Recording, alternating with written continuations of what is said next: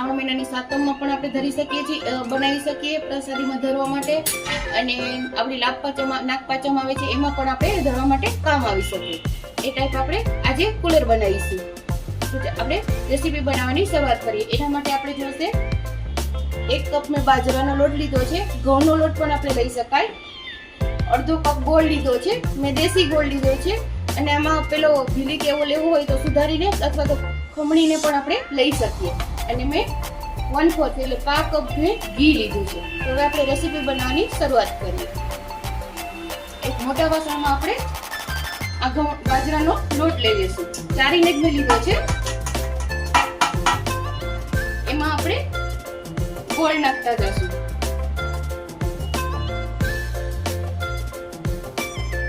મારી પાસે છે દેશી ગોળ છે એટલે આપણે જોઈતા પ્રમાણમાં નાખીશું.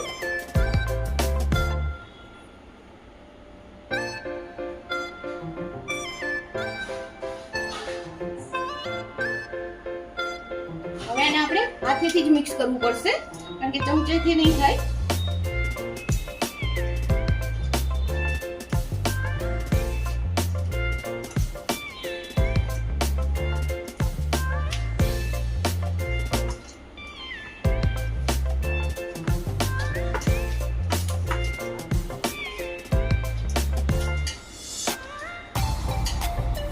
આ રીતે આપણે એકદમ મિક્સ કરવાનું છે. ઘી આપણે છેલ્લે નાખવાનું છે. લોટમાં એકદમ ગોળ મિક્સ થઈ જવું જોઈએ અને છૂટું થવું. આ રીતે મિક્સ કરવાનું છે.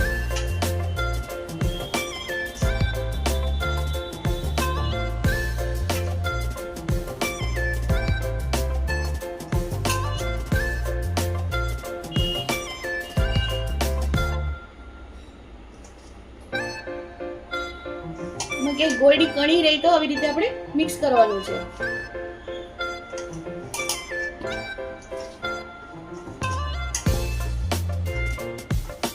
પછી થોડો ગોળ નાખવો.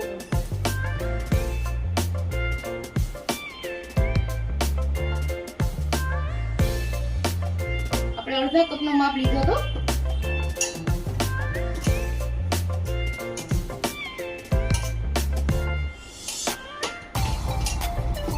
આમાં આપણે ઘઉંના લોટની પણ આપણે બનાવી શકીએ છીએ.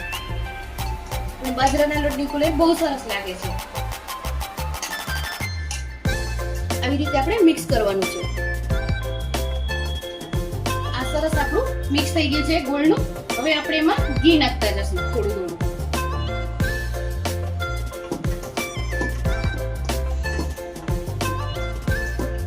થોડું ઘી મિક્સ કરવાનું છે.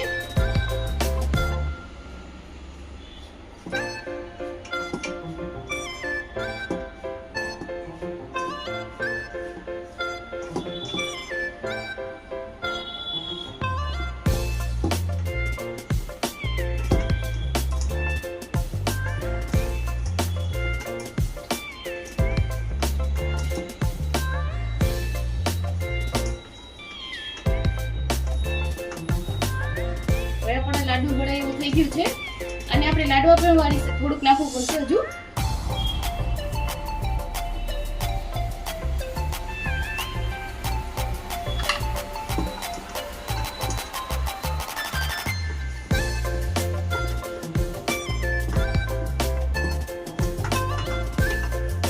આ રીતે આપણે ઘી મિક્સ કરીશું.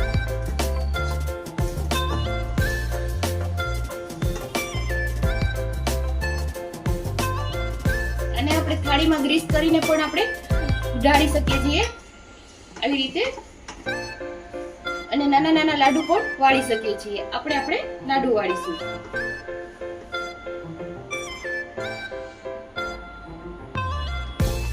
આ ટાઈપના આપણે લાડુ વાળતું જવાનું છે.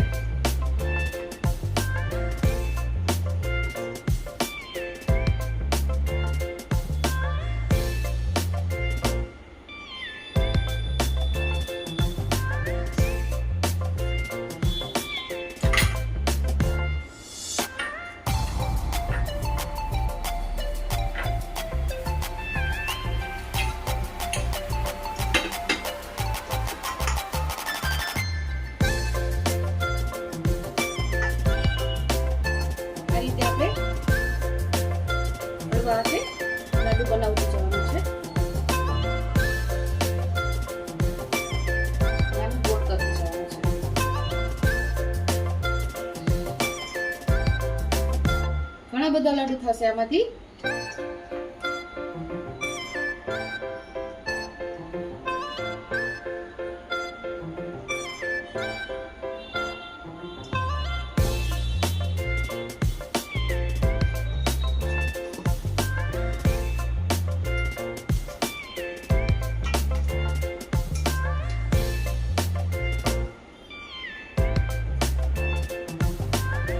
આવી રીતે હળવા હાથે આપણે એને આવી રીતે ગોળ ગોળ કરતું જવાનું અને વાળતું જવાનું છે. સરસ રીતે વળાય છે અને પછી આવી રીતે આમ ગોળ ગોળ કરી લેવાનું છે.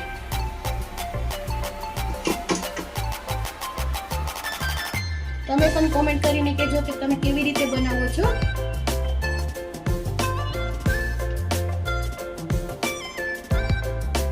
આમાં આપણે કંઈ ગરમ કરવાનું નથી એટલે જલ્દી બની જાય છે અને આમાં વાર પણ નથી લાગતી અને ટેસ્ટમાં સરસ લાગે છે.